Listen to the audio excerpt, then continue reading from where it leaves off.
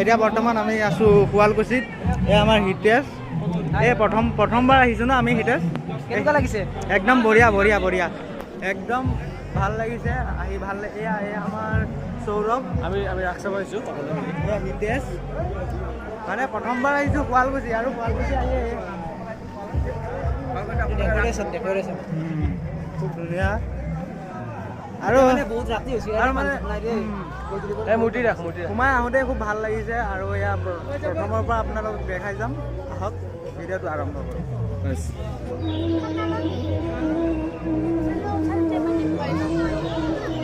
এতিয়া কি ক'বা? যিহেতু আমাৰ ইয়াতে মূৰ্তি ৰাখ হয়, গতিকে মূৰ্তিখিনি তুমি অকণমান তোমাৰ ছাবস্ক্ৰাইবাৰক দেখুৱাই দিয়া। প্ৰথমৰ পৰা আমিও চাওঁ, লগতে আপোনালোকেও চাওক। চলো।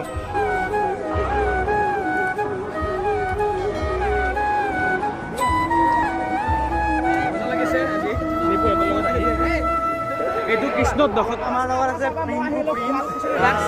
বহুত ভাল লাগিছে ন, লগ পাই বহুত ভাল লাগে আপোনালোকক।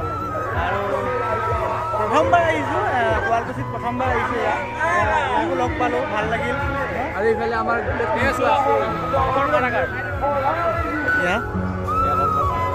আগফালে আছে যমুনা পাৰ। আগফালে আছে যমুনা পাৰ। এয়া লবণযোগ।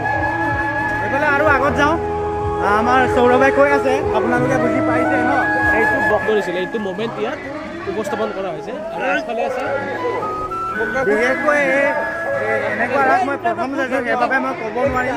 আমাৰ সৌৰভ আছে আৰু মইতো ক'ব নোৱাৰিম, মই জীৱন্ত ৰাস চোৱা ন। আমাৰ ফালেতো প্ৰায়ভাগ জীৱন্ত ৰাস মানুহে এক্টিং কৰে। আৰু প্ৰথমবাৰ চাইছোঁ মই শুৱালকুছিত, প্ৰথমবাৰ এই জীৱনত প্ৰথমবাৰ দেখিছোঁ মই। সেইবাবে সৌৰভে কৈ আছে আমাৰ ফালে জীৱন্ত ৰাস নহয়, আমাৰ ফালে এইটো হ'ল ৰাধাকৃষ্ণ। এইটো ৰাধাকৃষ্ণ ইয়াত কেপচাৰ কৰিছে। আগফালে বহুত আছে, এইটো হ'ল বৃন্দাবন। এইখন বৃন্দাবন, য'ত কৃষ্ণই লীলা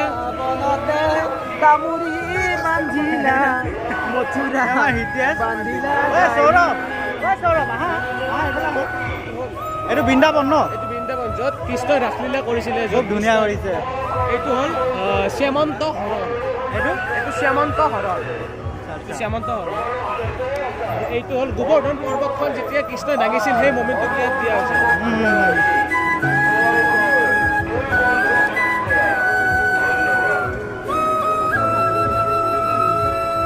এইটো হৈছে জোলন যাত্ৰা, যেতিয়া ৰাধা আৰু কৃষ্ণই এনেকৈ জোলনত মানে জোলনাত মানে এনেকৈ আছিলে, সেইটো ইয়াত প্ৰেমটো ইয়াত দেখাইছে।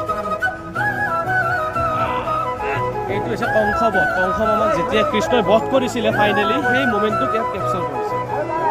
আৰু এইখন হ'ল কৃষ্ণৰ লীলাভূমি বৃন্দাবন। আৰু আগলৈ যাওঁ ন?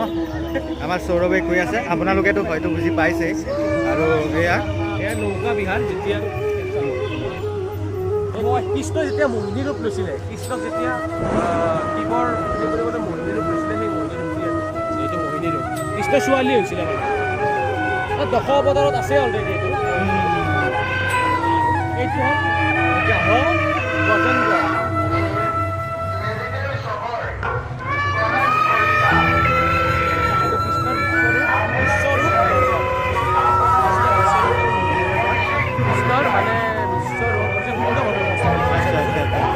আৰু এইটো চবতকৈ ইম্পৰ্টেণ্ট বস্তু, এইটো সমুদ্ৰ মন্থন। যেতিয়া সমুদ্ৰ মন্থন, অসুৰৰ মাজত যেতিয়া সমুদ্ৰ মন্থন হৈছিল,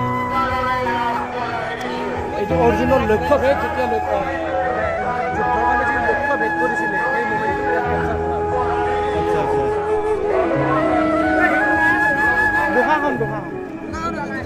এইটো দ্ৰৌপদীৰ বস্ত্ৰহৰণ। এইফালে দ্ৰৌপদীৰ বস্ত্ৰহৰণ কৰি আছে, কৃষ্ণ সেইফালৰ পৰা কাপোৰ দি আছে।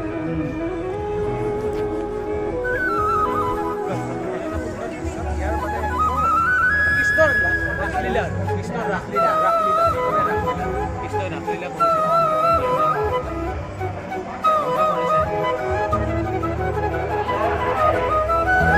মানে কৃষ্ণক শুৱালকুছি সাৰ্বজনীন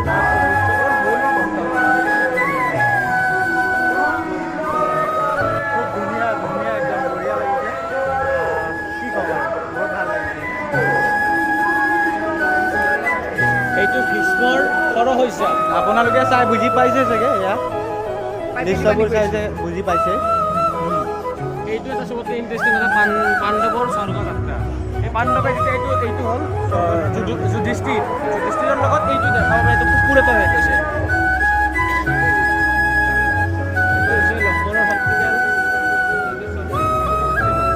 এইটো কি আছিলে লক্ষ্মণৰ শক্তি খেল অঁ এই পাহাৰ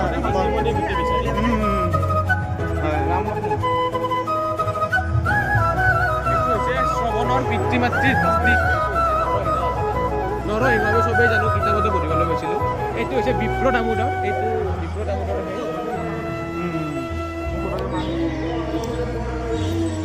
এইটো হৈছে হনুমানৰ ৰাম ভক্তি এইটো দেখাই আছো ন চাই লওক কিবা এটা ক'বা হয়নে এতিয়া কি ক'বা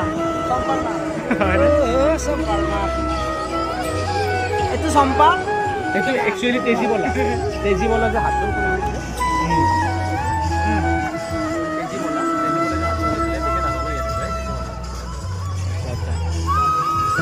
বুজি পোৱা গৈছে আপোনালোকে চাব পাৰে দৃশ্যবোৰ চাই চাগে গম পাইছে এইটো হ'ল আমাৰ হৰি চৌৰভে কৈ আছে এইটো হৰি অৰ্থাৎ কৃষ্ণ হৰি বুলি কয় আৰু শিৱক হৰ বুলি কয় অৰ্থাৎ হৰি আৰু হৰৰ যুদ্ধ